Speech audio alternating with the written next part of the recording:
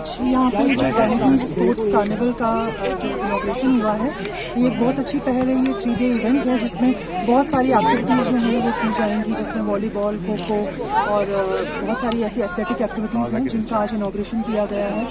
सबसे खुशी की बात यह है कि ये यहाँ के लोगों ने, जो जैनदीर के लोग हैं और सोपोर के लोग हैं, उनकी अपनी पहल है जिसमें डिस्ट्रिक्ट एडमिनिस्ट्रेशन एंड स्पेशली जो यहाँ की CEO हैं, उनकी काफ़ी यहाँ पर मेहनत लगी है।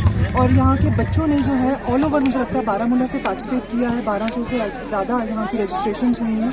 आई वॉज टोल्ड कि और भी ज़्यादा बच्चे यहाँ पार्टिसिपेट करना चाहते थे, but due to the administrative issues तो 1200 तक रिस्ट्रिक्ट किया गया है।